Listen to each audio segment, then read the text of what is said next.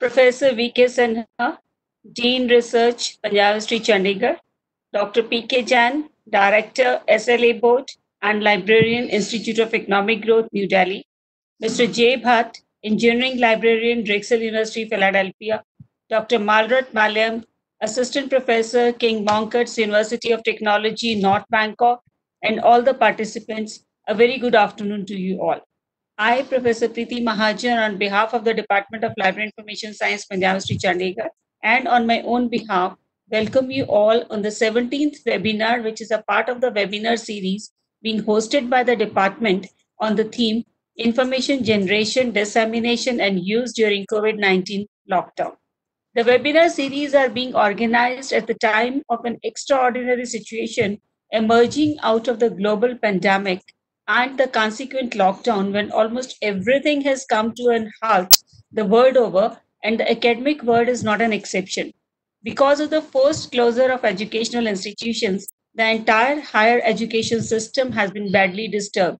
In this type of situation, e-learning has emerged as the most effective option, both for the teachers as well as for the students to complete the syllabi, and also as a mode for continuous professional development.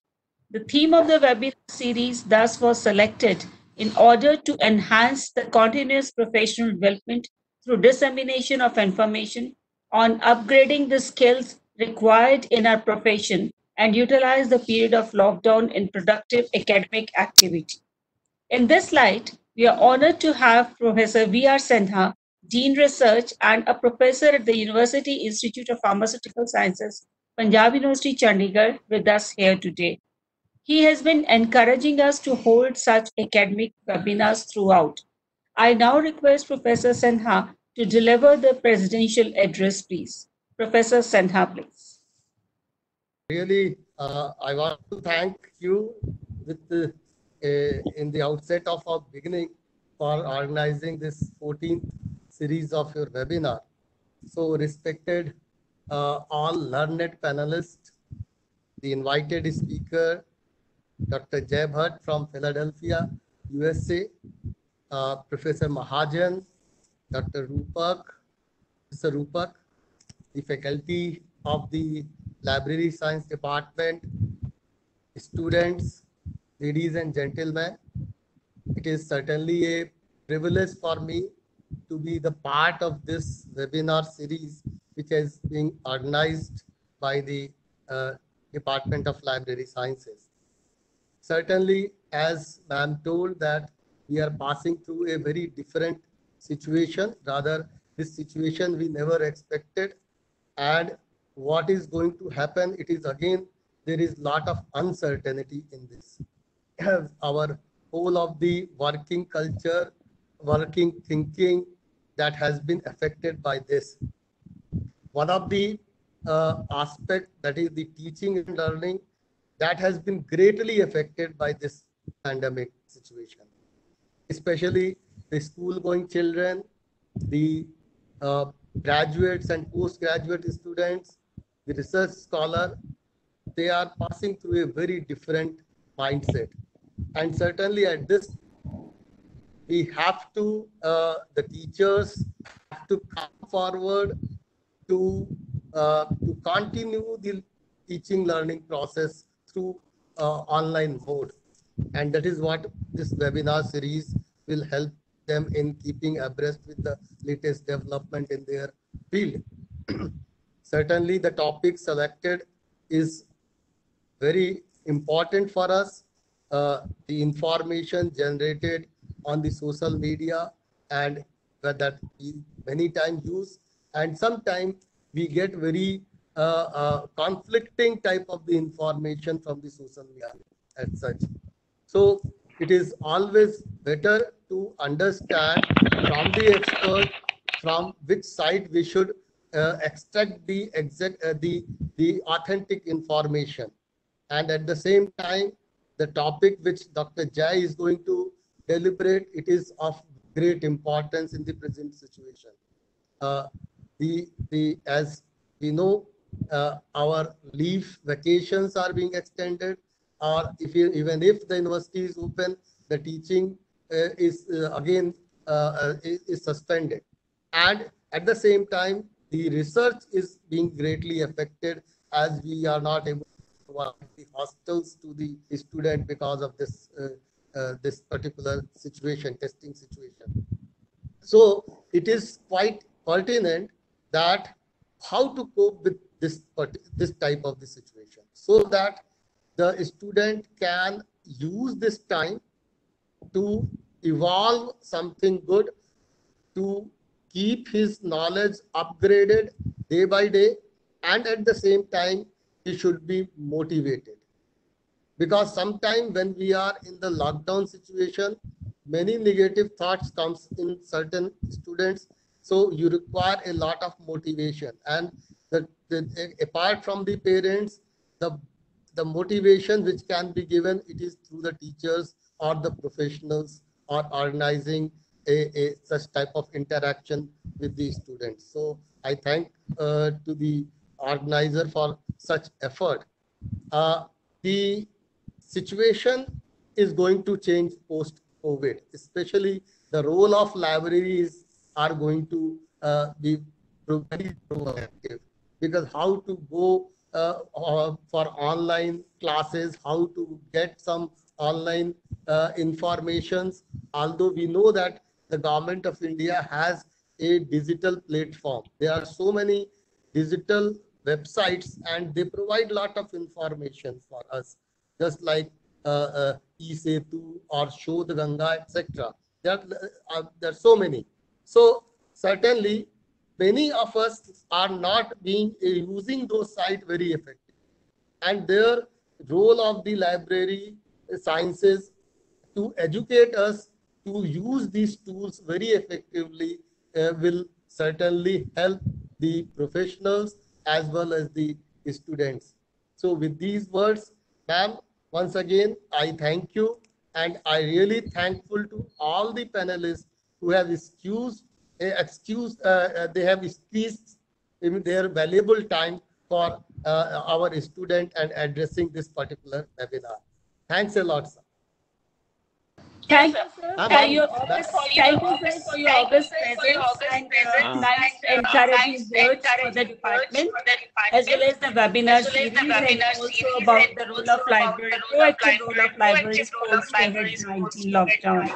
Thank you once again, sir. I know you had a class also, and I'm really grateful to you for sparing the time for us. Thank you, sir. Thank you very much. Now, it's my privilege to introduce the guest of honor today, Dr. P.K. Jain. He is currently working as librarian at the Institute of Economic Growth, University of Delhi Enclave. He has more than 32 years of experience in the field of library and information science. He is currently a director on SLA board, President-elect Science and Technology Division, SLA, and Treasurer and past President of SLA Asian Chapter, and also the President of Society for Library Professionals. He has received several honors and awards. In fact, the list is a long one, which includes SLA Hall of Fame Award in 2018, SLA Asian Librarian Award in 2017, SLA Fellow 2015, Distinguished Leadership and Service Award 2013 from Business and Finance Division SLA, Outstanding Achievement Award twice, in 2012 from Business and Finance Division and in 2010 from Science and Technology Division SLA. SIS Fellow Award, Bonnie Heldrich International Librarian Award in 2009 from Science and Technology Division SLA, SLA Presidential Citation Award 2019, SLA Professional Award in 2008, Lifetime Achievement Award from Madhya Pradesh Library Association, and many more. He has published more than 35 research papers and is the editor of 12 conference proceedings. He has chaired and delivered invited talks, plenary talks, and many national and international conferences. He has organized many events, lectures, seminars, national and international conferences, including the series of International Conference of Asian Special Libraries, COLNET in 2015 and 16, and International Library and Information Professionals Annual Series in India since 2012. I'm highly obliged to Dr. Jan for accepting my request to be the guest of honor here today and now request him to address the attendees, please. Dr. P.K. Jan, ladies and gentlemen.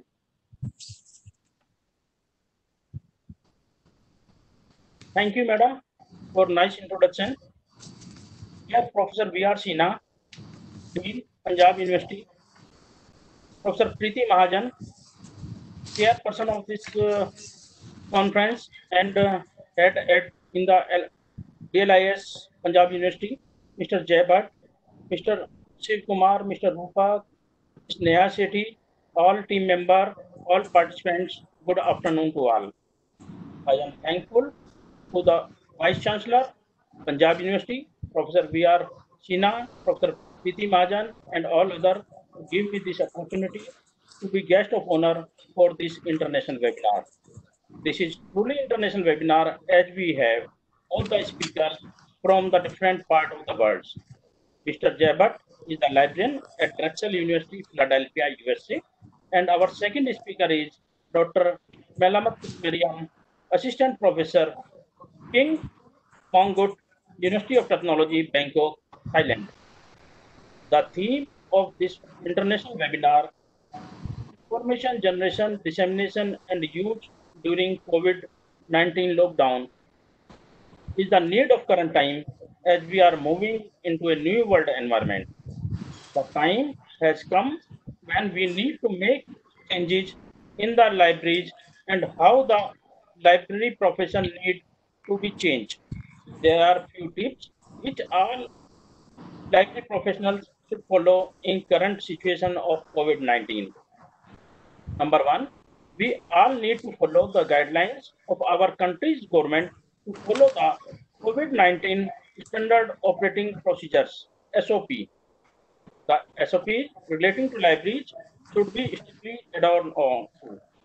The library association in each country should come forward to help the libraries with the guidelines to follow the new framework for libraries. In relation to general principles, we should promote e-resources and digital documents in current era and should avoid the paper copy. We should promote remote access of e-resources so that faculty, researchers, students, and users can access from anywhere and from their home also. We should also sanitize reading hall, circulation counter, all tables and chairs, all doors and washroom regularly, at least pre-open of the library on daily basis. At circulation counter, each book cover binding should be sanitized before issue and after return. After return, books should be quarantined for at least 1 week. All classroom, lab, offices, etc. also should be sanitized properly on regular basis. With these few sessions, now I request Professor Preeti Mahajan, chairperson and coordinator of this webinar, to proceed further to invite our speakers, Mr. Jay Bhatt and Dr. Maleerat, who will join very soon. Thank you, madam. Thank you once again for giving me this opportunity. Thank you, Dr. Jan, for the nice word about the webinar series and also about the department, and highlighting the information about SOPs, which we must follow, and the role of library association also in promotion of the library services. Thank you once again. Now I take this opportunity to introduce the first speaker of the webinar, that is Mr. Jay Bhatt, who is an engineering librarian at Drexel University. As a librarian for engineering, he is responsible for building library collections in engineering subject areas, as well as outreach and teaching information and research skills to faculty and students in Drexel College of Engineering and College of Biomedical Engineering. Created relevant library guides for engineering areas, including aircraft engineering and performance, bioinformatics, etc. He provides individual and small group consultations, conduct instructional sessions and workshops, and provides online research support for students in on-campus and distance learning programs. Jay has published and presented papers extensively in the area of information literacy for engineering students, In 2017, he received the Engineering Librarian of the Year award from the Engineering Division of the Special Library Association. He is actively involved in the Engineering Library Division of the American Society for Engineering Education and has received the Homer I. Barnett Distinguished Service Award from the Engineering Libraries Division of the American Society for Engineering Education in 2010. Today, Mr. Bhatt would be speaking on the role of libraries during COVID-19 and the future plans for their reopening in US, which all of us are quite curious to learn. May I now request Mr. J. Bhatt to enlighten us with his thoughts. Mr. J. Bhatt, please.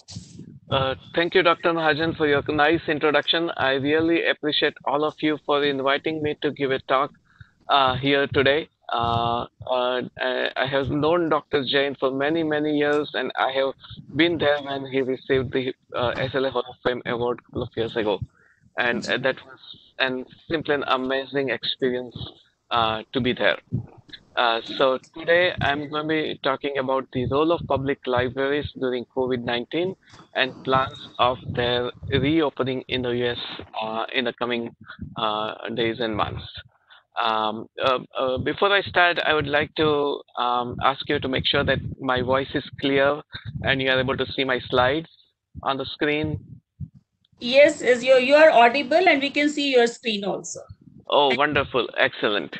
So today I'm mainly focusing on public libraries in the US.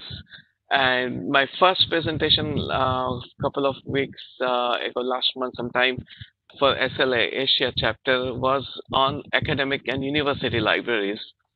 But public libraries are also very important, and they reach out to almost all cities and towns in the U.S. and they play a major role in community growth and development. Let's start our talk, and many of these can be applicable to all the libraries anywhere in the world, because these are some great insights that I'm going to share today. So from the information landscape perspective of today, we know that a lot of new information is being generated, knowledge is generated in all different disciplines: arts, literature, science, business. Even the fiction, poetry, and stories and novels are being written in all Indian languages, even all other languages. And because of the internet, that literature also is being generated rapidly. But sometime we need to also think about the quality of what is being generated. And how libraries can play a role in as a gateway to share the quality information with the community. So how do we keep current? What is the new information is being generated? How do we keep our users, our students, our community members know about new events in the libraries, new knowledge that is being generated, and how quickly it can be disseminated? So all of those things require sharing, at the same time awareness and knowledge in ourselves, so that we can share and teach. So what is happening in the public libraries field? Here in the US, you will see in this next few slides that there's a lot of emphasis on community engagement, community activities, inspire local language activities. There's software and the databases that are available to help community learn different languages, whether it is Spanish or Chinese or any other language. Indian languages, Hindi is also there. So a lot of those language learning activities are also available. Collaboration and team-based projects.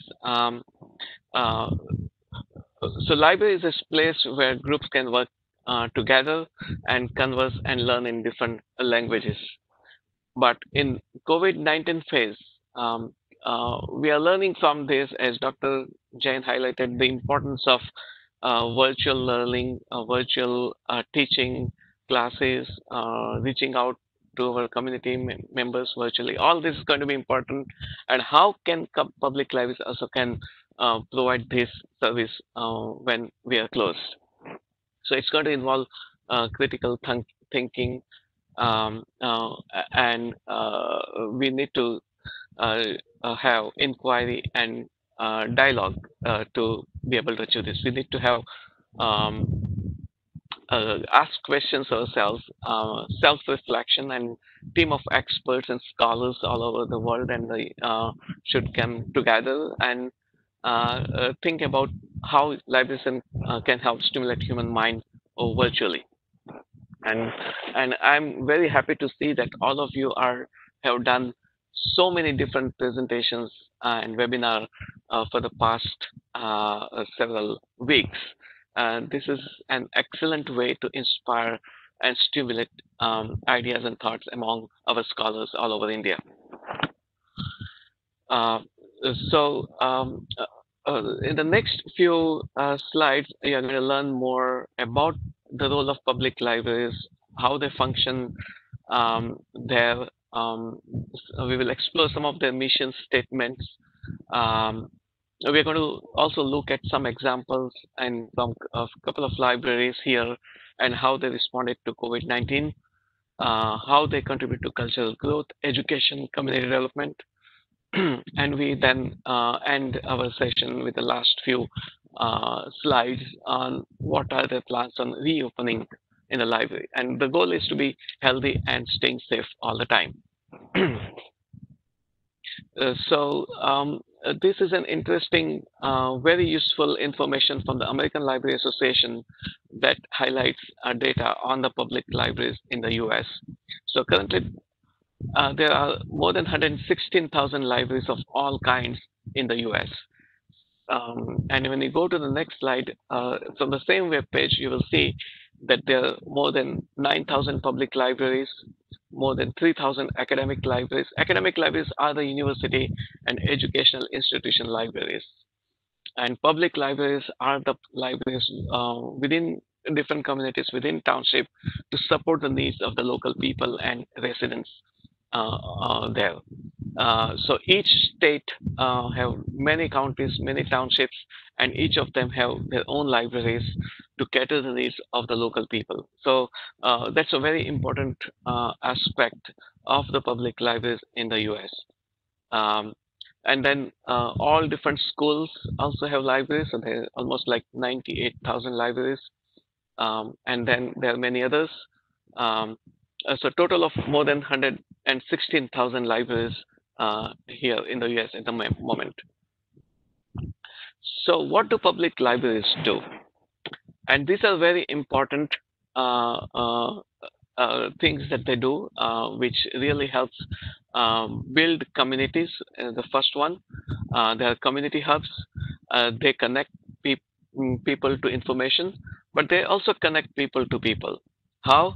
Because they organize events, and during the days before the COVID-19, all these events were taking place face to face, whether in the evenings or during the daytime, like book discussion group or the reading discussion for the teenagers, for the young adults. We had young adult librarians who were teaching younger students on computing skills like coding. There are many other events. Even there were science events that were taking place. In one of the events, we had invited our faculty members from the aerospace engineering to give a talk on their current projects and how their students are working on micro satellites and engaging that interaction with the little kids and youngsters. It was an amazing experience when informal engaging dialogue was happening between the experts and the younger generation to inspire them to explore quest for human knowledge. And they're all different topics, not just science. It could be in business, it could be in arts and sciences, it could be in literature, or even music and dance.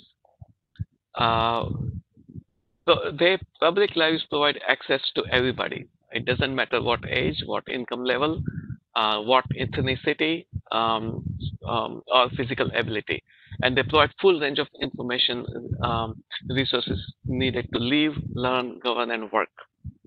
They promote literacy. Uh, Public libraries are committed to helping children and adults develop the skills they need to survive and thrive in global information society. The ability to read and use computers. Here, the libraries have computers, public libraries, at least 20, 30, and now in our public library, they also have laptops as well as iPads. They can take laptop anywhere in the library or iPads anywhere, and they can start exploring. And there is a collaborative space where students and children then can work together to learn to learn or even conduct projects together. And most important, one of the most important thing is they protect your rights. Libraries are advocates for your right to read and your right to reader privacy. And and of course, it is innovation. Libraries are places for community engagement, platform for great minds to come together. Increasingly, libraries have become a place for creation and collaboration. And lot of local businesses and entrepreneurship um, uh, business people also come to the libraries and think about startups or business research or competitive landscape among different companies through their databases that they have access to. During these days, public libraries are providing that support through online because they can also access these databases online if they have library cards from their township. Here is an example of Berkeley Public Library, a screenshot, and the circle that I have shown here are different tabs. So you can just click on Home to explore more about public library. Click on Books, then you can search for books that are currently available in the library. Research is where they can be able to conduct their use their databases to or services that they have available in terms of helping them to research. E-library, collections of e-books and magazines and e-journals and e-magazines that they can access, and so on. And there's a frequently asked questions like how do I, and I'm trying to point out here the mission statement of Berkeley Public Library, which is to provide materials and services to help community residents obtain information to meet their personal, educational, and cultural needs.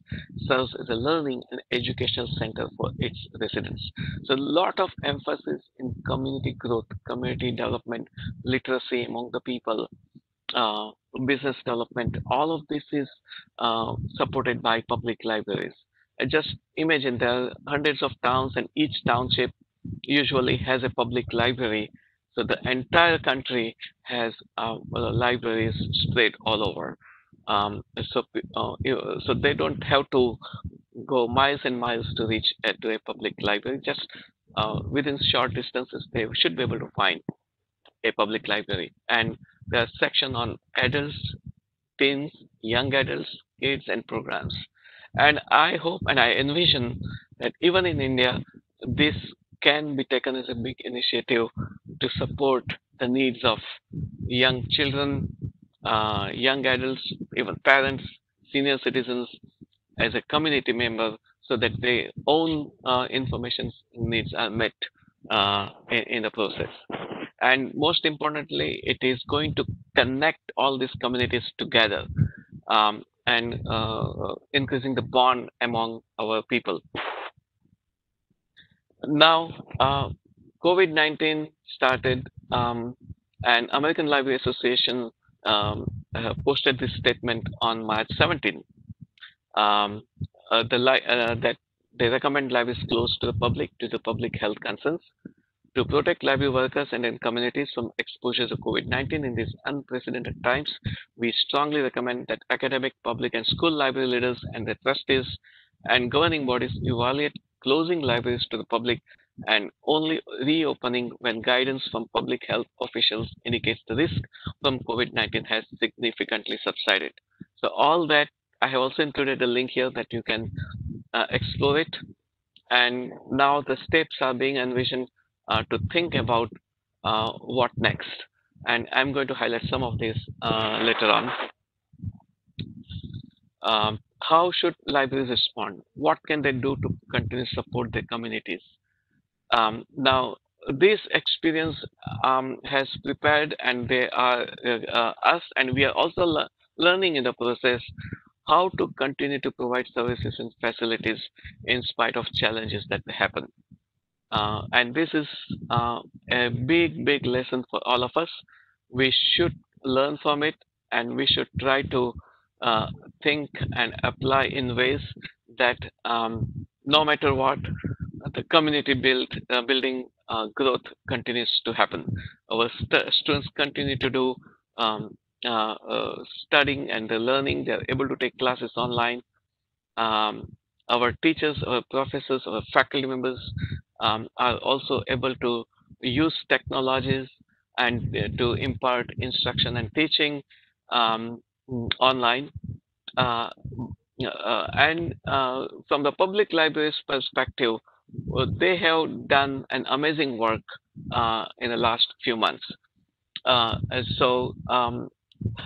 As COVID-19 continues to spread, America's libraries are faced with an unprecedented challenge serving their communities in time of crisis while maintaining social distancing.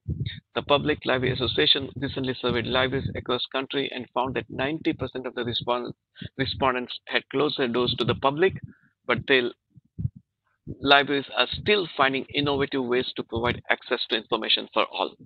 So this is very important. They continue to provide support communities, and I'm going to show some examples in the next few slides how this was happening. And I have highlighted here that in Rochester Public Library in Minnesota, helped led local efforts to open a day shelter for people experiencing homelessness. So, instead of those being on the streets, they made some ideas, some facilities for them to be there as shelters. And again, that information is available to this website called ilovelibraries.org. How public libraries are responding to COVID-19. Another example here, again based upon the PLA survey, the Public Library Association, they found that they continued to launch services and expand access. Some libraries have started deploying 3D printers. And why? Because these are the printers that are used to provide face shields to the hospitals. This is very important during this time. So during the shortage that hospitals were facing. Coordinating local services and information like Rochester, Minnesota Public Library, the library worked with other city partners to open a day shelter for those experiencing homelessness at the city-owned Mayo Civic Center, where all programs and events are cancelled. Adapting in-person programs for online DLIS such as virtual story times and online knitting group. In this particular library in Maine, just think about this. You can do virtual knitting group, meet together and share their designs. Simply an amazing experience. Kids can have virtual story times, and they are at their home and on their computer. They are able to listen and to the stories. And and it is one of the best ways that kids learn how to read and engage in interactive reading and critical thinking while learning from these stories. And virtual library cards, customers can apply online, receive barcode numbers online, and then once they have barcode number, they are able to access library's digital collections. Dr. Jain also pointed out about having access to digital connections online. And again, this is a URL that I have posted. You can click on that link and sit. I suggest that this presentation is also posted to all attendees so that they can be able to click on the links from the slides to get more insights. And here is a statement from Abington Free Library. I work at Abington Free Library as a part-time reference librarian in the evenings. My full-time job is at Drexel University Libraries in Scholarly Communications Department as an engineering librarian. But here at Abington, my focus was to develop collections in sciences area, provide assistance to community members as they come on the desk, support them with their any information needs that they have. So it's a different environment, but it is an environment that has helped me and allowed me to learn a lot about community and their information needs. We have questions like, I remember at one time an older lady, probably in the 70s, came to the desk and started asking for information about cancer research. And she told me that she was just diagnosed with cancer just a few days back, and she wanted to learn about it so that when she goes to meet with her doctors, she is aware of what she has been dealing with. And we were able to pull up some books and information for her, brought it to her on the desk where she was sitting, and it is simply was a heart-touching experience at the time. And we have questions like this happen all the time in the public libraries. Another incident I want to share is where we had two elderly men came to my desk, probably in their 80s, and they wanted to get some information about a ship they were on during the Second World War, probably in 1944, some around that time. And when the ship was torpedoed and it broke into two parts, and these two gentlemen were managed to get a piece of the ship, so they hung on into it and they survived until they were rescued. And they needed to find out who the families of other people on the ship were, because they wanted to celebrate their lives after 40 or 50 years. So we did a research and tried to figure out whomever they could find to find the family members and invite them for a celebration to their lives. So it was another experience that was I cannot forget.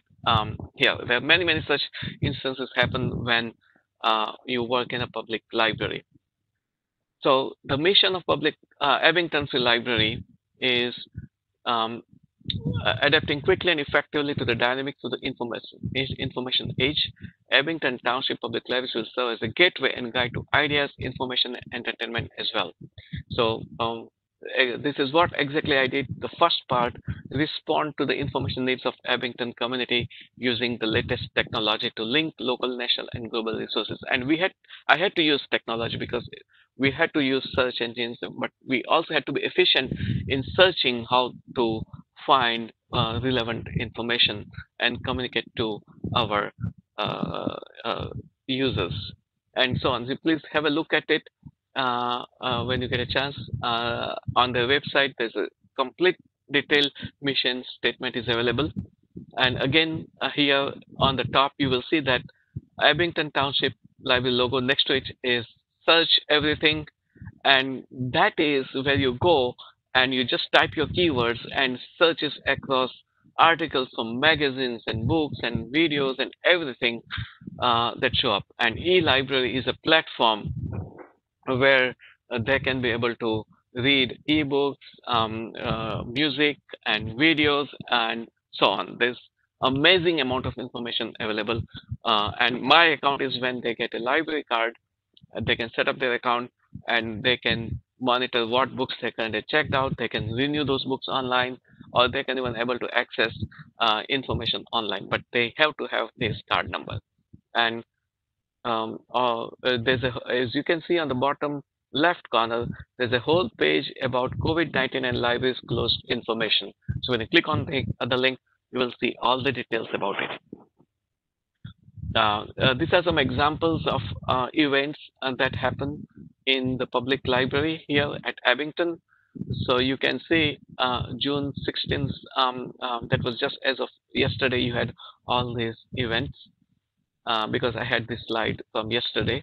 And then June 17th is today, and they're going to have online Elmwood Park Zoo and live streaming. So it's going to be live streaming from the zoo so that the kids can be able to experience zoo while on their computers.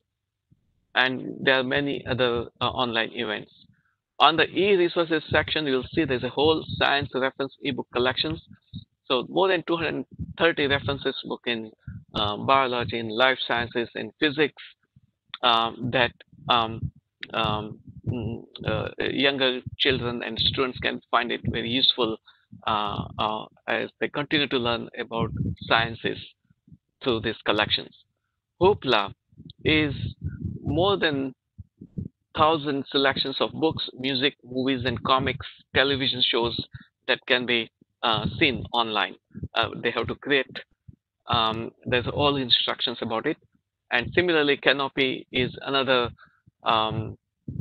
quality documentaries, Sesame Street, Arthur, all these kids videos, movies.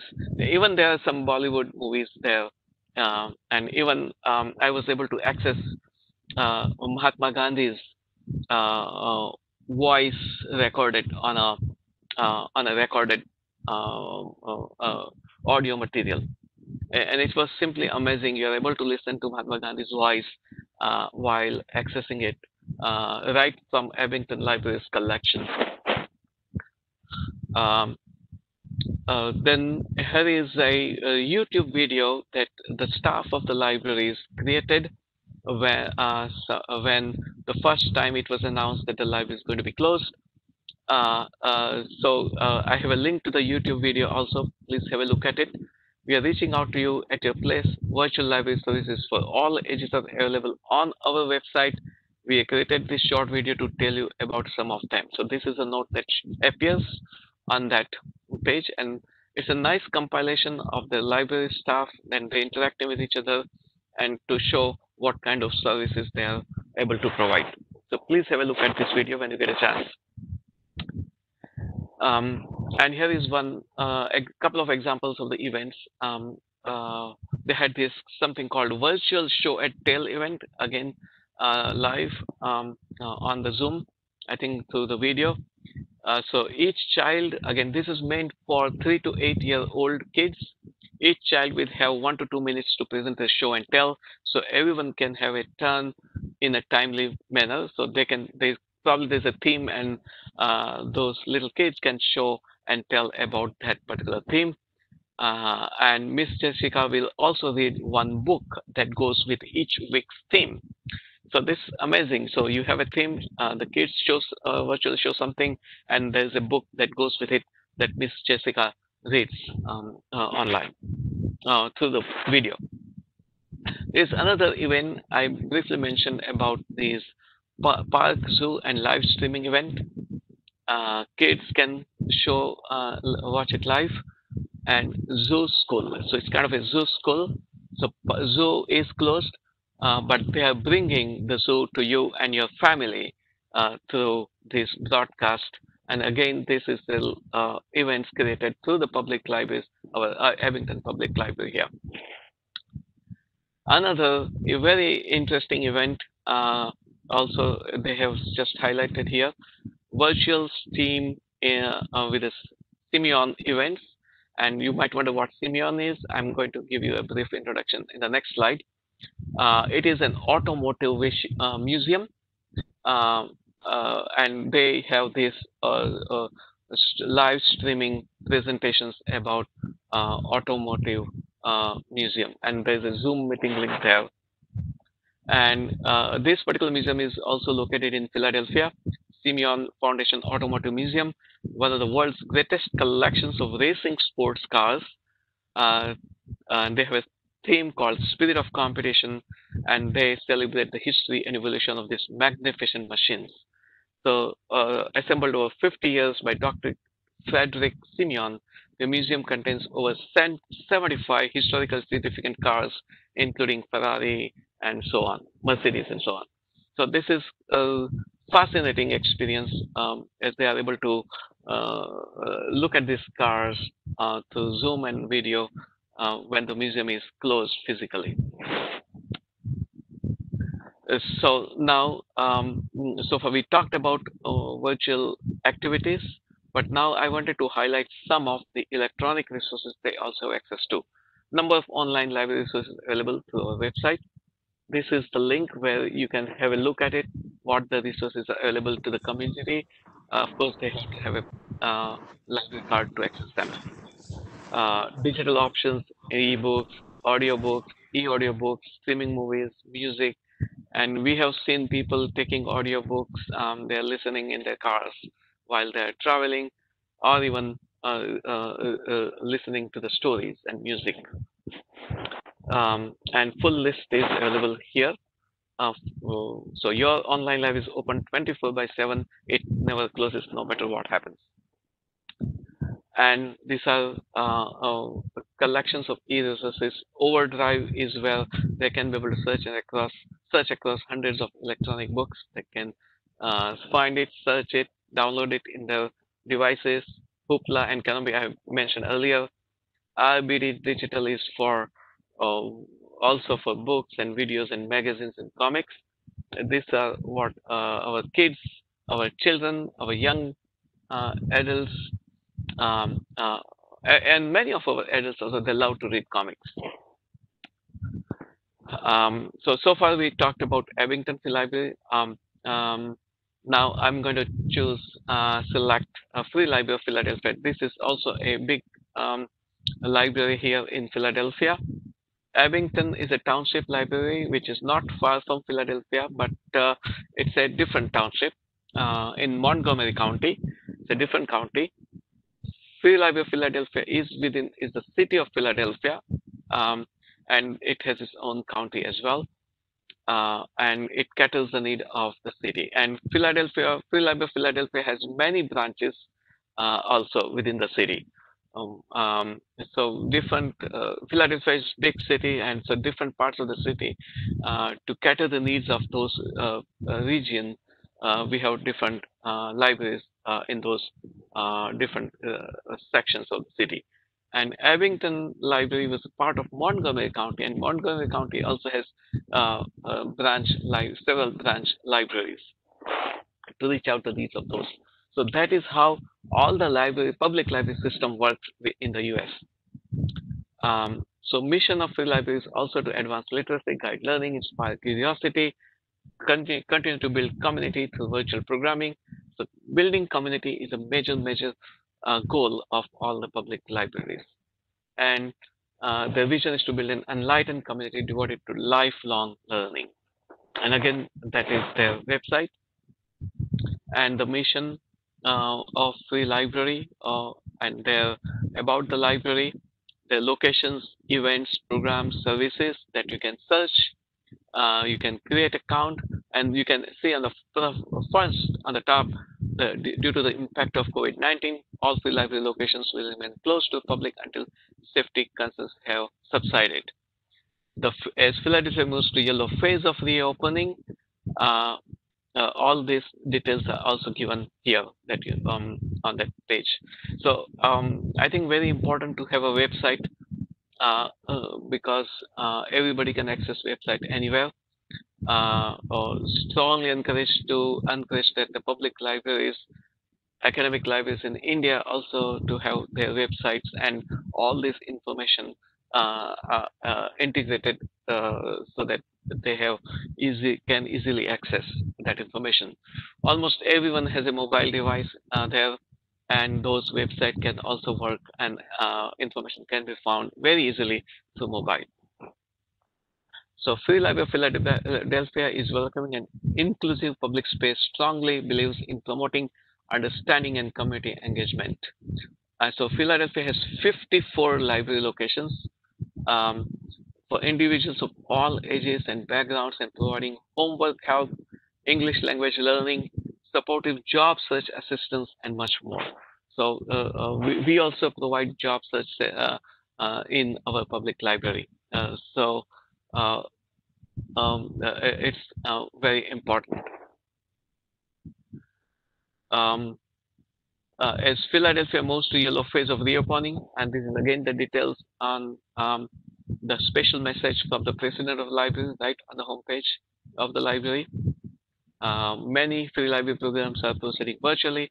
Events for Pride and 100th anniversary of the Summer of Wonder, and they also have access to more than 100 databases, a lot of newspapers online, New York Times online, that they can access anywhere, anytime with your library card. And this is another events created by the Free Library of Philadelphia. So you can see the virtual programming for adult, for young adult, for school-age children, school-age going students, preschool children, toddlers, senior, babies, all of these different events. So you can see that when I have a screen, had this screenshot, there was 277 events and virtual events, virtual mindful Wednesdays with Miss Becky, and you can actually see things you can do from home with your library card. What you can do, so you can check out an electronic book, you can check out an audio book that you can listen on your device, you can read a magazine, you have access to Time and Newsweek and other magazines you have access to. Watch a movie, download music, listen to an author event, learn to new software, business, creative skill, listen to storybook, learn a language, connect with a tutor, and so on. Because of these collections, we have also access to many electronic books written by Indian authors. So we are able to read even though we are here. Those our books from India in different languages. So that is fantastic. In fact, we have a University of Pennsylvania nearby in Philadelphia, which also houses collections of Indian language books like Gujarati, Marathi, Hindi, Punjabi, Tamil, and all Kannada. All those language books of India are there. Even Urdu books are also there. Everything is there. Planning for reopening resources from American Library Association. So now we are coming to the phase where we should start thinking about reopening. American Library Association has created this resource that you might want to have a look at it. I hope you all have a presentation, and I think you can in your emails or however, maybe the Dr. Mahajan, Dr. Jain, and the team can decide how this presentation can be shared to all of you, because this is how you can be able to click right from this link, and you will be able to access what different planning resources are available. Community is central to our mission to stay connected with all our stakeholders. So that's why they created a detailed commission plan that includes staff, volunteers, community partners, patrons, local government, business, community leaders, and media. And some examples, again, from their website. They also have a lot of webinars. I strongly encourage you to register and take those webinars also. Of course, the timing will be different for you. But there are some really interesting presentations are shared. For example, the library community moving forward to the new normal was on 4th of June. Looking forward, planning for the opening that happened in April 24th. And each different sections of the American Library Association has their own resources. ACRL is the American College Research Libraries. All college libraries, this is a resource for pandemic, resource for academic, university libraries, college libraries, that could be useful to you as well. So you just click on this link and explore what different resources they are available to you. And this article came out in New York Times on 11th June, and I'm including a link here for the top. And they how the New York Times covered an article about libraries. Libraries strive to stay community or living rooms as they reopen. Community living rooms. Remember, I continue to stress building communities, and this is what a major role a community library, the public library, can play. Safely lending books is just the beginning. Libraries are figuring out everything from how to remain welcoming spaces to how to respond to changing reader behavior. Please read the whole article. There's a lot of things discussed in this article. I'm also including a picture from the New York Times here. I have a link to it, and this is from a public library called Hinsdale Public Library in Illinois. During the COVID pandemic, they were delivering books on bike. So you can see there's a person on a bike, and there's a box in which there were books, and they were delivering those books to people on bike. So please have a look at this article. There's a link there. Again, another part from the same article. I'm reading the second paragraph. Libraries around the country are tiptoeing toward reopening, but they are not just trying to figure out how to safely lend out books. These are community hubs where parents bring their toddlers for story time, where people come to use the computer, where book groups meet. Now, all of that has to be rethought because of the new norm. How are we going to make sure that they are still going to be safe and healthy? And what are the different steps that need to be taken? Dr.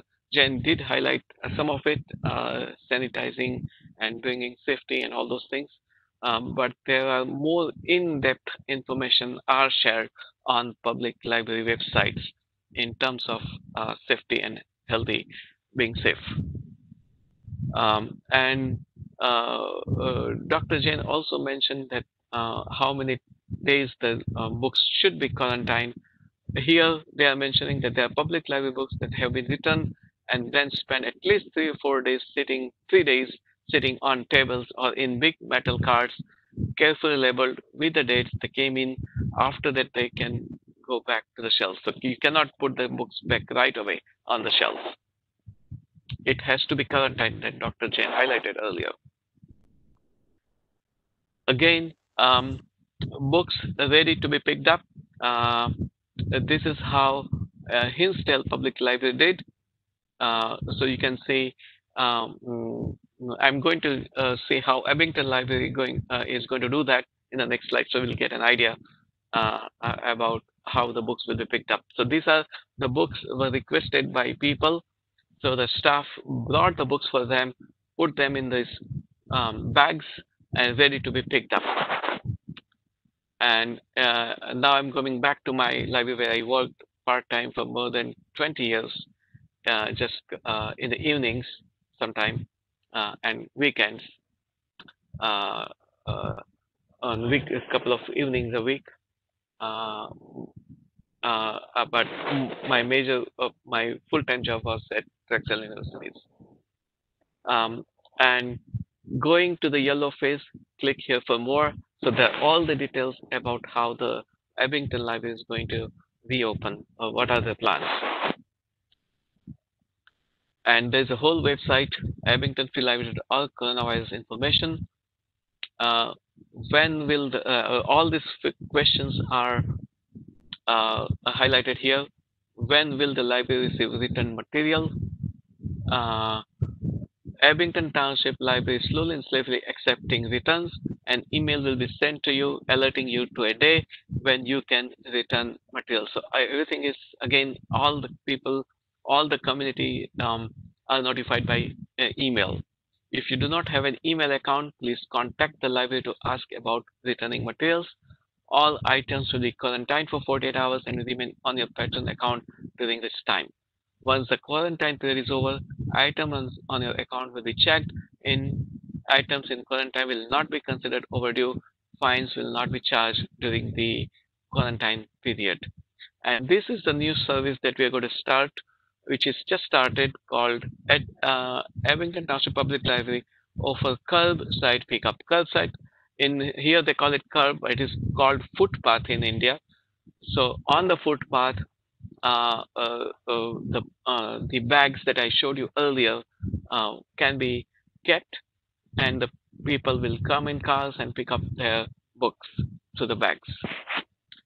So the staff will work quickly to put the best practice in place to get a curbside service set up and to get held items to our patrons who have been waiting patiently for months.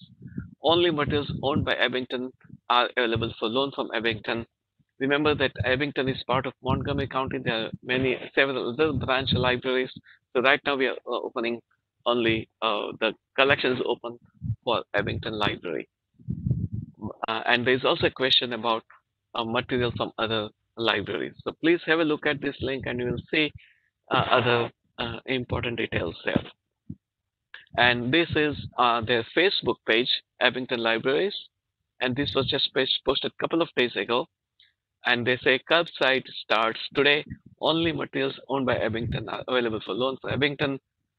And there are procedures on how to do it. Please request online or give us a call once you have been notified that materials are ready for you. Make an appointment, and they need to make an appointment. Detailed instructions will be shared with you. And information about curbside pickup is also on the website. Curbside is like a footpath, as I mentioned, and they have given all the instructions, the pictures of footpath, photos. They have given all the instructions on where to drive, where to come in the parking lot, footpath, and pick up the books. And the details are given here. So final comments I want to share. Crucial roles for public libraries to help create engaging virtual learning environments, both physical and virtual, beyond COVID-19 with health and safety in mind. Now, beyond COVID-19, we are thinking about physical. Up until now, we were also looking at virtual.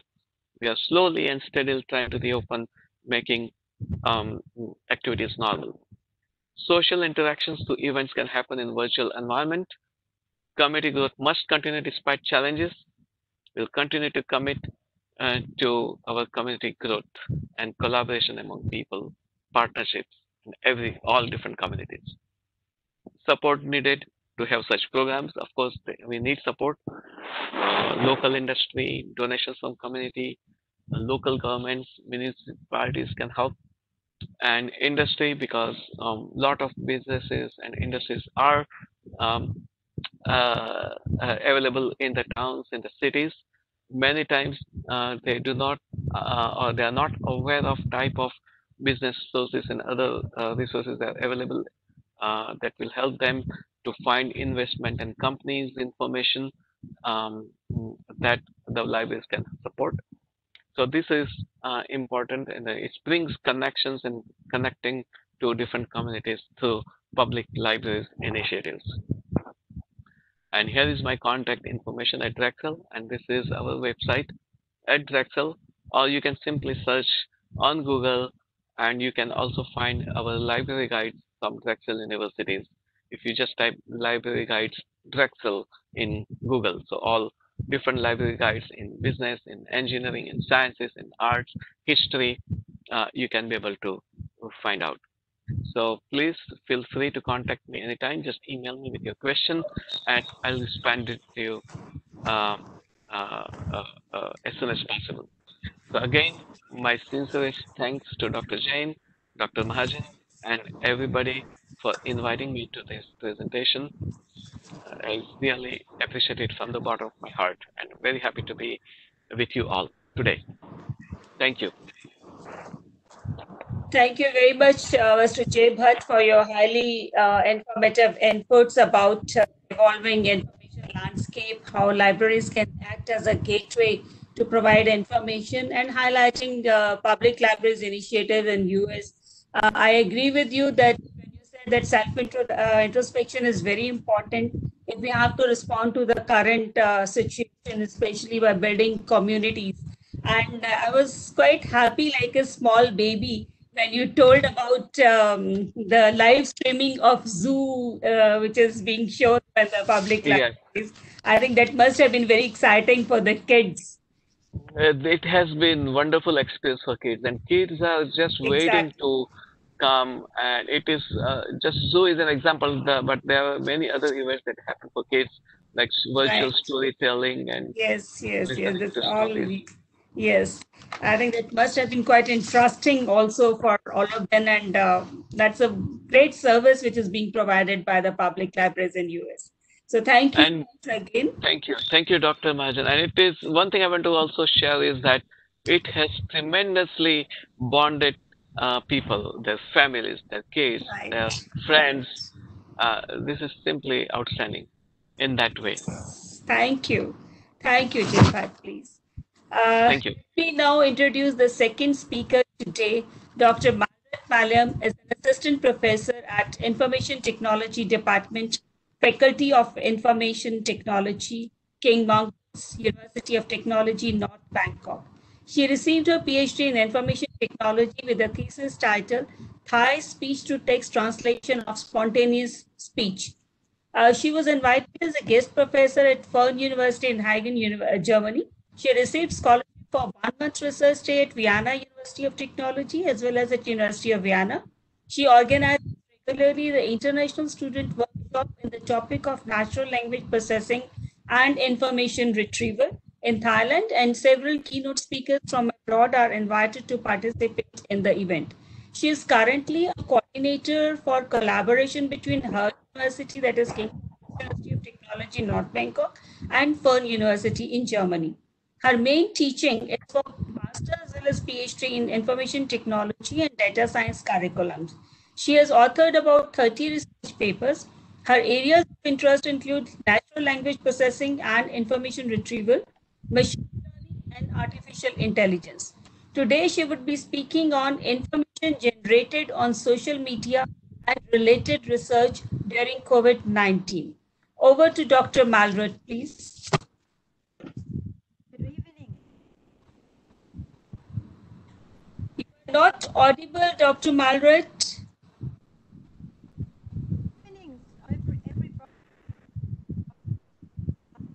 Thanks for inviting me to be the webinar in topic of generation and youth. We are not able to hear you. Yeah, Dr. Maleerat, please share your PPT first. Yes. There is a third button. Ma'am, please at the change bottom. your. Yeah, I'm doing that. I'm doing that. I'm doing.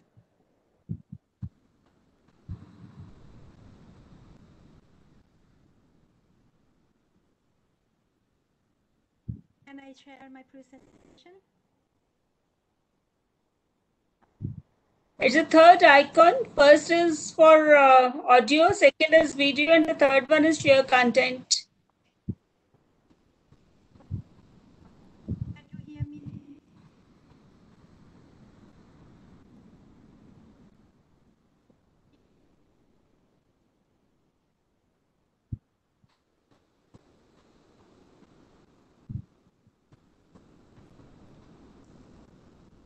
If you don't mind, do we share the PPT for you? Yes. Neha? Oh, Yes, yeah. ma'am. Neha, to please share. I'm making you the presenter, Neha. All right, ma'am. You start sharing the PPT.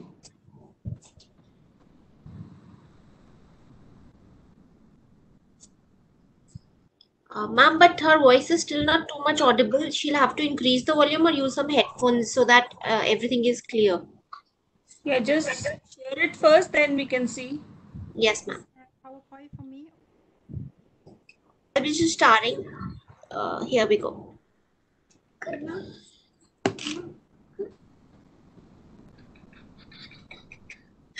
Done, ma'am. Yeah, thank you. Thank you, Dr. Maleerat, can you see it? Yes. very much. But your voice is still too low. Okay. Is that okay? So I will speak loud. Could it be a bit higher? Or louder, in fact? You can increase the microphone volume, ma'am. Microphone volume you increase. Evening, everybody.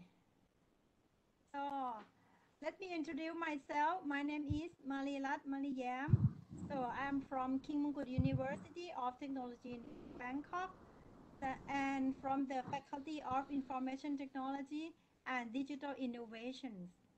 So for today, I would like to present the topic that related to my field, information technology, and also some information that related to social media during a COVID-19 lockdown. Okay. So next, please. Okay. For the topic today, I will present for 3 topics. The first one is the information on social media during COVID-19. The second one is the research that related to COVID-19 and the public resources that they allow the researcher to use during a COVID-19. And the last one is the technology in the new normal. So next. Yeah, this I capture from yesterday, the situation right now for coronavirus pandemics. May I interrupt, Dr. Maleerat? The participants are not able to hear. Can you hear? Can you listen? No, not properly.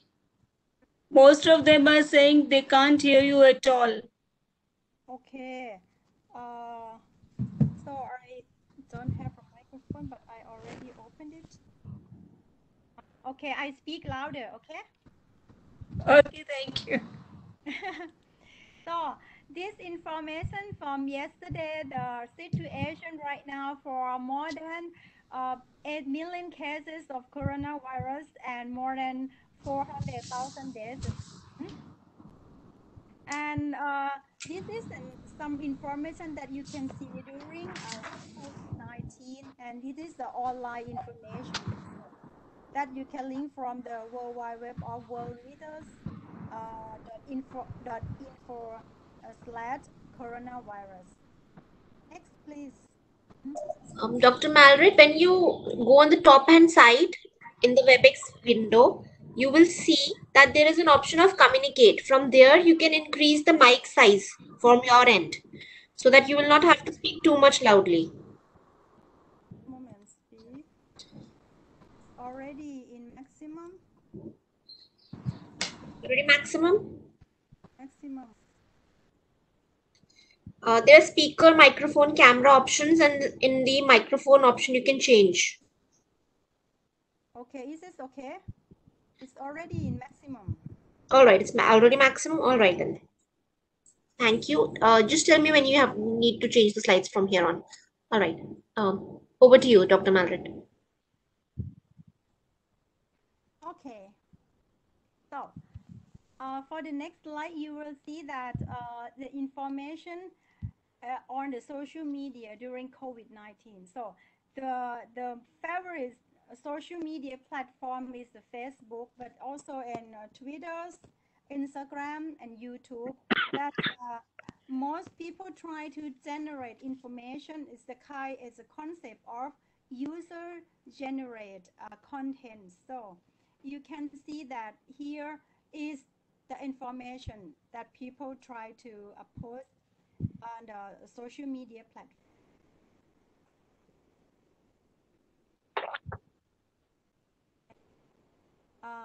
This is some example that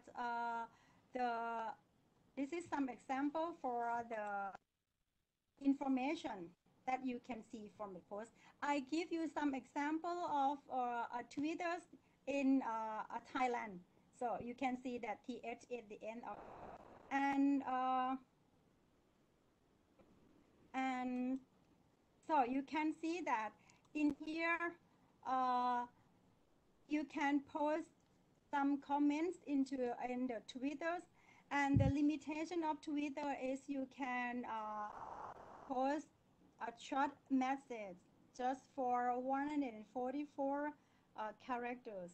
It's suitable for the researcher to collect and try to use it later. So on the right hand side is the other Twitter from that you can see some information and also the link to a clip and also the link to photos. So the next one is the Facebook. Right now, Facebook announced a new AI, artificial intelligence, that's kind of machine learning, and the Facebook announced that AI now proactively detects 88.8% of the hate speech contents to be removed from up from 80.2% previous quarters.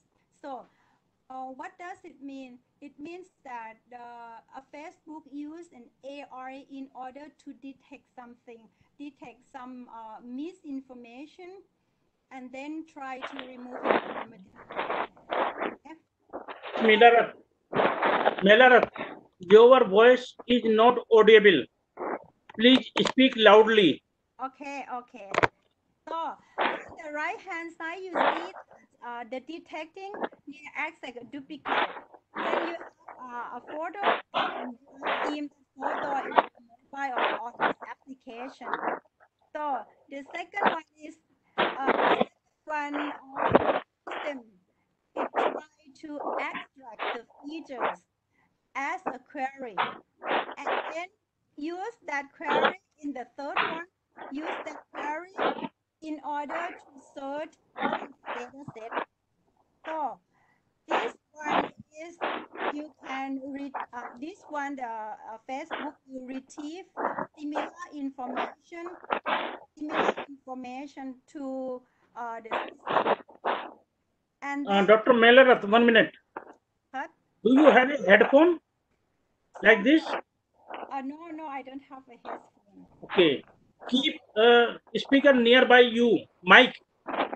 Keep mic nearby you. Your voice is not audible, please. Okay.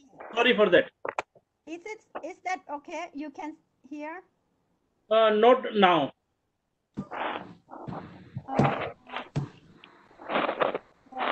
Actually, normally can you To keep your mouth with mic near to mic and speak loudly. Okay, now it's already okay. Let me check a little bit for that.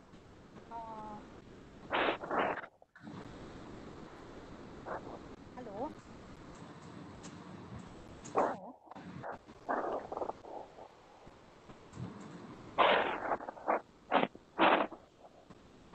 Can you hear?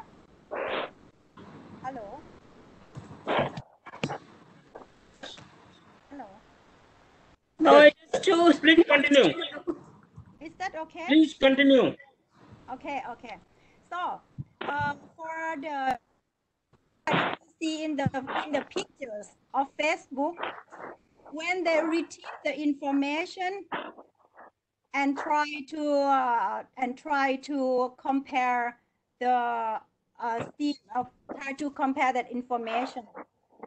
So on the right hand side, you will see that. Sorry, back a little bit. There you can see that if it's met, they do some action. If not met, will not do any actions. Okay, this is a kind of the AI try to detect some information from the social media. Okay, next. So there is some type of information that user produce in social media. The first one is the comforting information. So this kind of information whose production or dissemination makes people more happy. Okay. The second one is the perplexing information. So this kind of scientific information that has been produced in order to increase the knowledge of others, but is sent to an unrelated audience. The third one is misinformation or fake news. You may heard about fake news. So this information is inaccurate and unreliable, but distributor of this information or disseminate in little attention and don't care about the effect of this information. And the fourth one is disinformation. This information is the kind of information that inaccurate information, and it's produced and producer and distributor pursue the potential of economic, culture, or other purpose and intentionally. And the fifth one is shocking information. This information try to distribute and makes the audience, makes the people shocking. And the next one is contradictory information. This one is the information that distribute to the audience due to the different opinions of an expert. That's why it's called like contradictory. And next one is the doubtful information. This type of information that it cannot validate and not insufficient information for a scientific information. And the last one is progressive information. This information try to lead people or lead to innovation and creativities. So this is the information that user generate contents to the social media platform. Next, please. And then how we use that information.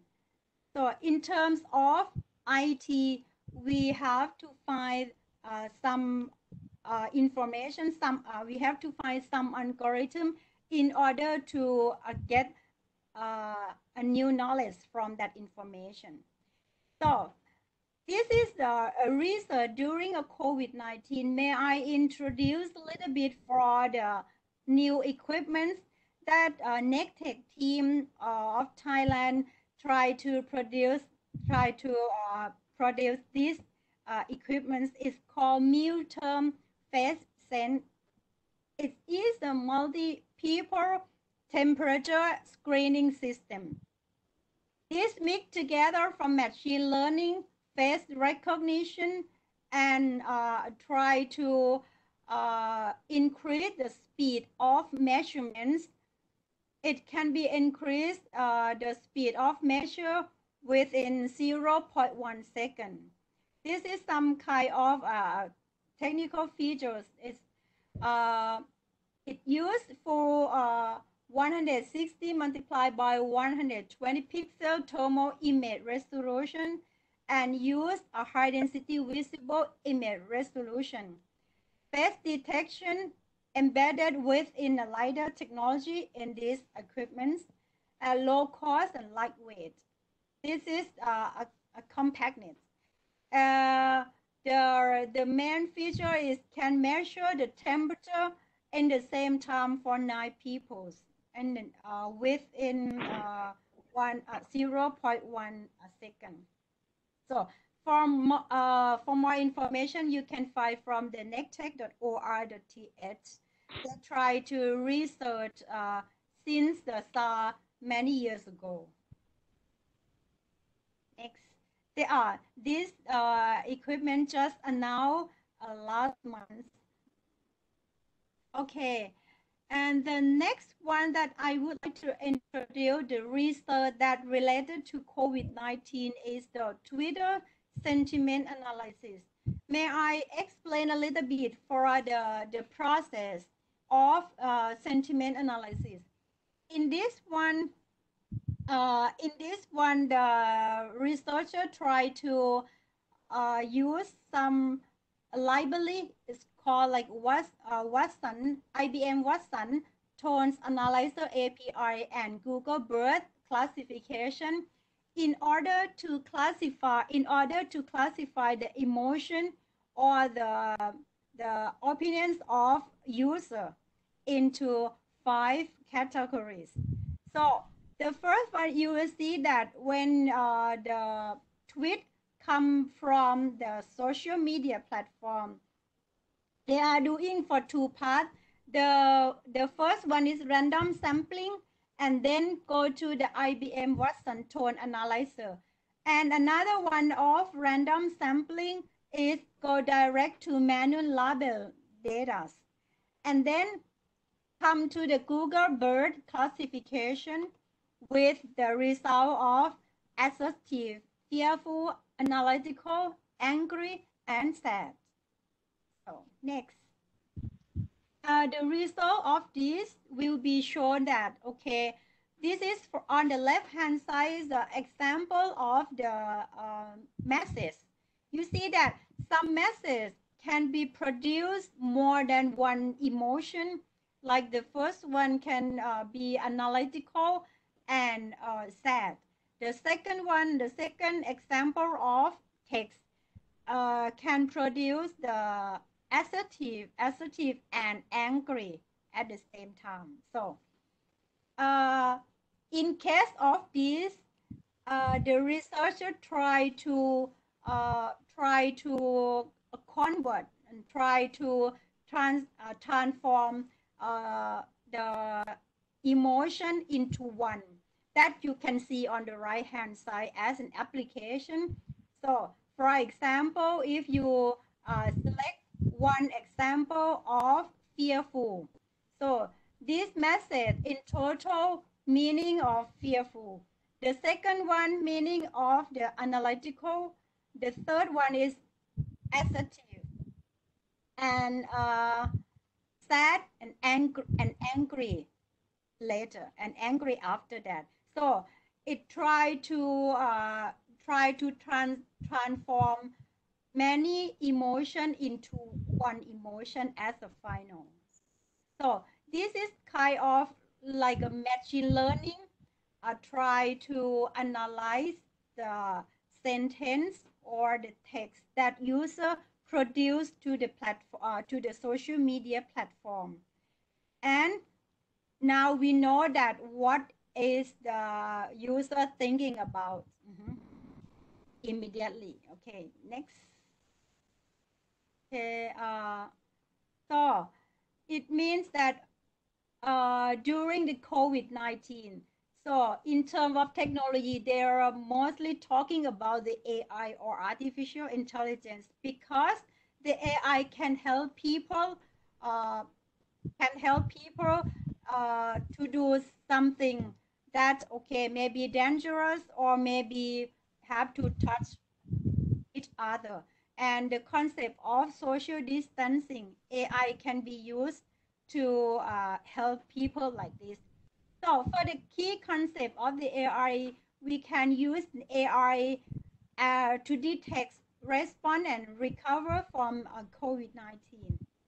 And accelerating research using AI to understand and treat COVID-19. And also using AI to help in order to detect, diagnose, and prevent the spread of the coronavirus.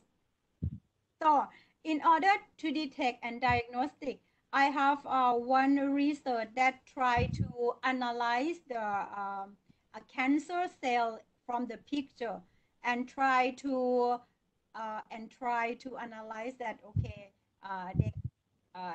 that people get cancer or not. That is a kind of machine learning or artificial intelligence. And the last one, how AI can assist the response to the crisis and the recovery to follow. So you may heard about that they use like a robot. A robot is a kind of AI as well in order to help people to do something that automatically. Okay, next. This is some example of AI application at different state of COVID-19. So actually, we are accelerating to do our vaccines and in the time that we are waiting. So they try to separate in 4 states like this. So the first one is the detection. So the state of detection, we can use an AI application for early warning in order to detect anomaly and digital smoke signal like that, okay? Or in use an AI for diagnostic. In case of diagnostic, we can use the pattern recognition using in medical and using image or symptom in order to in order to diagnose.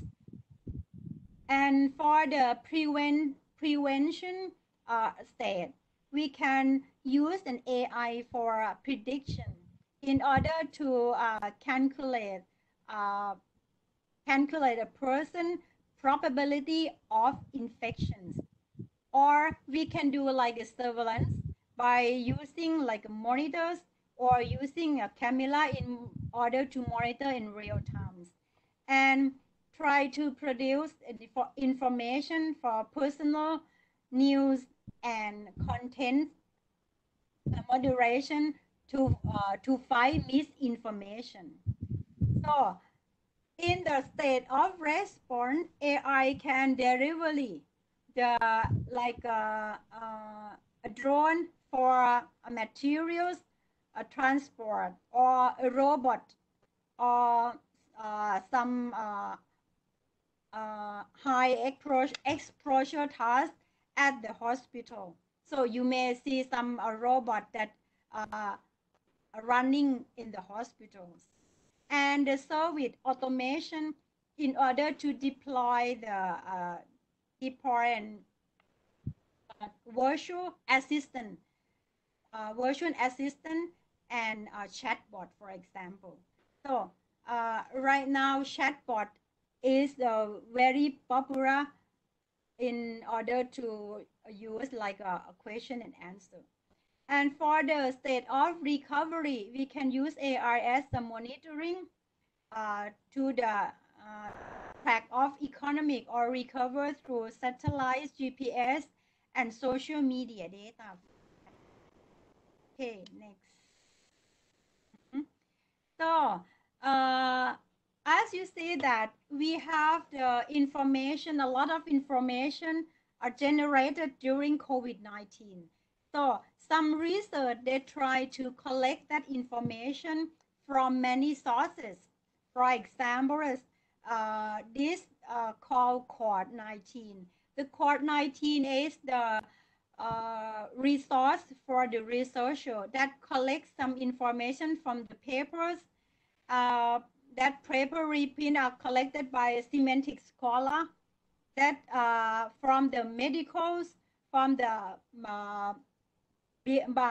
biorex journal, and from the medical journal, from PDF file or XML or any kind of documents, and use a semantic scholar in order to transform to be a CORD-19. So that's and the CORD-19 try to do a harmonized metadata and prepare information like a resource for the researchers. So next. And this kind of resource, please, next please. Okay. Not even that CORD-19, there are many data sets that allow researchers to use as a free resource. For example, data port. That they have open source of coronavirus tweet dataset in the Kaggle.com, that the place for machine learning or data scientists, and Google Cloud. In Google Cloud, they allow a researcher to use their public datasets for COVID-19 as well. And in the European data portal .eu, they also provide the dataset for the researcher. And also in Thailand, we have our website that provide the information for the researcher in order to use any kind of algorithms for this situation as well. Okay, next. So, according to the new normal, that after COVID-19, we have to stay at home, or we have to work at home, or maybe like me, 50% work at home and 50% to work at the university. And also we have to use a mask, and we have to clean so often your hand and social distancing. So our webinar is one of the solution of the technology in the new normal as well. So next, please. So I will talking about the new normal trends that after COVID-19, that work from home and facilitating work and living more efficiently through technology and more online learning courses. Also the library, online library, as he mentioned before, of online learning as well, and improve the business continuity. The next one is the technology. Please. Okay, the technology that in the new normal. So blockchain technology that we used so long time ago, for my opinion, is something like the technology already provided before COVID-19. So we heard about blockchain technology. We heard about the social media. We know about the AI platform, chatbot, service robot like Assistant, clean the house, take care of the elderly people, 5G technology in the future, video conference like we are doing now, AR, VR technology, 3D printing, and drone. So that all we know that it's already the technology before COVID-19. So, and during the situation of COVID-19 and after this, all of technology like this will be increased more and more interesting. Next.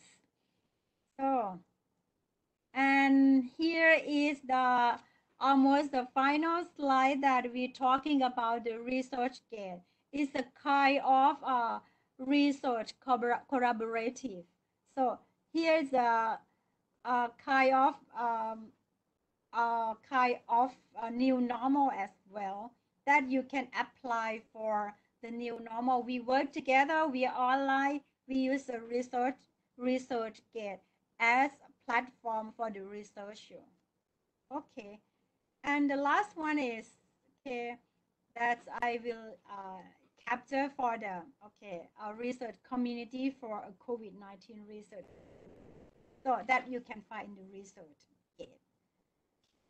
So may I summarize for the information generated and disseminated and used during COVID-19. So there are so many information, and some information talking about the COVID-19. So how to discover something behind that information, or how to detect or use some machine learning to direct immediately from the social media platform. So that is the main research that I'm interested for. like natural language processing, try to use some machine learning algorithms in order to predict or in order to use the contents from the social media. Okay, thank you very much for invite me for this. It's not clear at this. That's right. Thank you, Dr. Maleerat, for your talk on the information on social media being generated during COVID-19, wherein you highlighted the different types of information which may be comforting, which may be shocking, or there may be some information, some misinformation, some disinformation. You highlighted how the artificial intelligence can help people to detect, respond by social distancing, etc. And we have to have a new way of living in the new normal trends, including use of drones, 3D printers, service robots, etc. Thank you very much once again. And may I now request Neha to please take up the questions.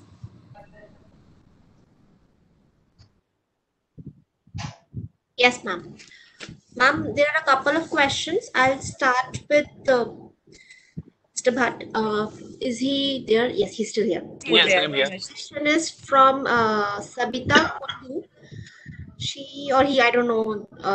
The question is, in USA, is public library helpful for physically disabled persons, and what is the learning process followed for them? This is an excellent question, and almost all public libraries support physically challenged people. So even they create a ramp so they can bring their vehicle, the wheelchair in which they're sitting. They can come at the desk, and we provide as best as we can the support that they need. We also have magnifying lenses we keep at the desk.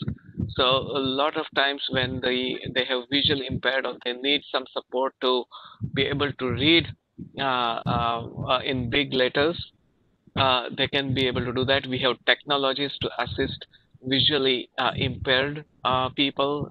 There are latest technologies available with computers that they can display on the screen. So there's a lot of support available to them, and we try our best to do that. And sometimes they become with their caregiver, so that also helps. All right. Thank you for the answer. The second question that I'm taking up is from Sanmati Jain. She's asking, can curbside pickup of books be practically possible in Indian context? Wow, that is an excellent question. I'm not sure because if the public libraries have parking place or parking facilities, then it is possible. I know in Surat we have. I've been there. The Narmad Library, they had a parking lot there. I was there only once, but it was there. And if this public library in the city where it is crowded, of course, in the social distancing, it may be possible, but people will have to really follow those guidelines very much, because that's absolutely critical. Social distancing is absolutely critical. You are able to go outside doesn't mean that you should not follow those guidelines. We are still not safe at the moment. All right, thank you. I'll take up another question.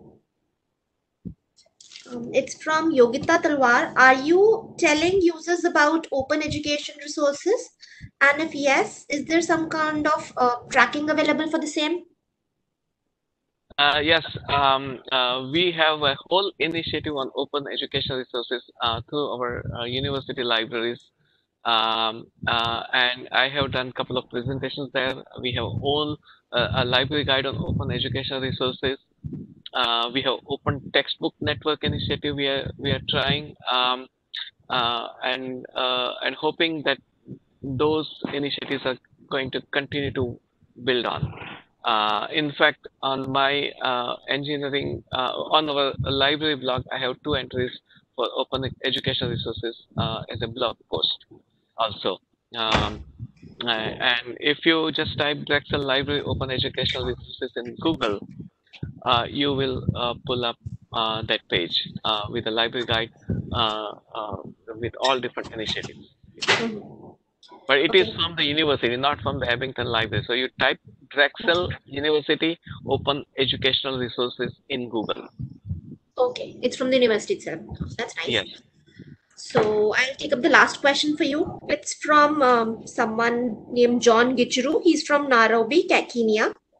How the recent wave of protests impacted public library in US, and if they hampered provision of services by these libraries? So when this protest happened, most of the public libraries were closed. They were still not open. Okay. So the remote and virtual services were happening. They were continuous, but there are a lot of initiatives now happening to provide research and educating people about building common bond so that something like this doesn't happen again. All right. Thank you. These were the questions that there are. There are lots of messages of very informative sessions and so on and so forth. You can check them from your chat messages as well. That were the questions for you. And I have another question for Dr. Maleerat. She's there? Yes, she's already there. Dr. Maleerat, I hope I'm pronouncing your name correctly. Yes. All right. So the question is from the same person that asked the question to Mr. Bhatt. What's your opinion about recent? He's quoted it in round brackets, misinformation on 5G and transmission mass being a health risk. Pardon again, please. What's your opinion about recent misinformation on 5G and transmission mass being a health risk? Misinformation on 5G. Misinformation on 5G. Yes. So it's something like a Facebook AI that can detect misinformation. So, and for the IT, so if it kind of image, you can use like a Facebook detection. So it transforms the image into the query and then try to retrieve the information from the corpus and then compare that. If it's matched, so do some action. If not matched, okay, don't do some action. So kind of misinformation. Okay, thank you for the answer. Now I would request Professor Rupak Chakravarti to give us a vote of thanks. Thank you both of you. It was a very informative session from both of you. We like both the sessions. Can I just add to the last question? Yes, please. Please go ahead. This misinformation and fake news is a very serious problem. That's true. And I'm preparing a presentation on that as well in the next couple of weeks. Okay. In fact, on Google, there is a tool called Google Fact Check tool. So if you just type in Google Fact Check tool, and if you just put 5G information there, it's going to pull up all the articles or any fake news or any disinformation. It's going to pull up articles they have actually evaluated and whether it is fake. They have identified the source why it is fake or why it is misinformation. And it's a very important tool that I strongly encourage everyone to look at it. Just type in Google Fact Check tool or something like that. Okay. Thank you so much. Thank you for the lovely information. And now I would again request Professor Rupak Chakravarti to give his vote of thanks. Thank you, both of you. Thank you, Neha. Am I audible? Yes, sir. You're audible as well as visible. Okay, thank you. I would like to express my deep sense of gratitude to Dr. P.K. Jain for not only gracing the occasion as guest of honor and addressing the participant, but also for cooperating, coordinating, and motivating us to make today's event a great success. Thank you, sir. We would like to put on record our appreciation and sincere thanks to Mr. J. Bhatt for delivering a talk on an issue which is surrounded by full of uncertainties and challenges. That is the role of public libraries during COVID-19 and future plans for the reopening in the US. Mr. J. Bhatt touched upon all the critical factors and dimensions which libraries will have to face when they decide to reopen in the new normal era. I am sure it must have clarified several doubts on the minds of the participants and given confidence to them in meeting the user information requirements during the post-COVID-19 situations. Thank you, sir. Dr. Maliyaem's talk on information generated on social media and related research during COVID-19 presented an entirely novel perspective that would be very useful and beneficial for the participants. She demonstrated the application of social media for information generation and how such information is being put to use by the researchers for their academic works. I, on behalf of all the participants, offer my thanks to you, ma'am, for your valuable insights benefiting all of us. My thanks are due to our Dean Research, Professor V.R. Sinha, for inspiring us with his presence and blessings for this webinar, which is 17th in this series. Sir, we always look forward to you and seek your guidance in organizing academic events and other academic matters.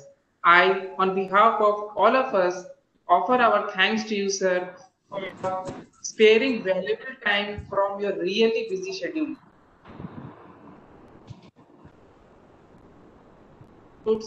And administrative workflows matter a lot.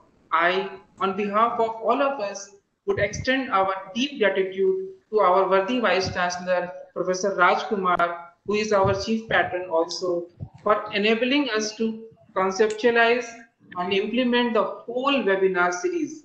Words fall short for expressing my heartfelt gratitude to you, sir.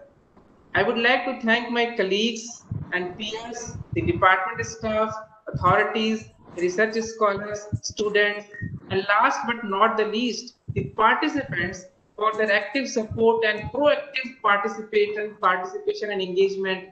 A big thanks to all of you, and see you on 20th June at 11 a.m. IST. Thank you, one and all. And I just one and final comment is we'll continue this dialogue and interaction among ourselves in the future as well, because I think this kind of dialogue and inquiry among us will also generate a lot of ideas for future implementation. And we want our communities grow, our libraries grow, our world grow in the process. And thank you so much for this fantastic initiative, and wish you all the best in all your future events. Thank you, Mr. J. Bhatt. Certainly, we'll carry on with it. Thank you, Dr. Jan, Dr. Maleerat, and all other participants. Thank you so much for joining us. We'll be meeting again on 20th at 11 a.m. in the morning. Thank you, everyone. Bye-bye. Thank you. Thank you, madam. Thank you, everyone. Thank you. Thank you, Jay. Thank you, Maleerat. Thank you, Dr. Thank you, Jay. Neha. Bye. Bye-bye. Bye. Thank you. Thank you. Dr. Jan.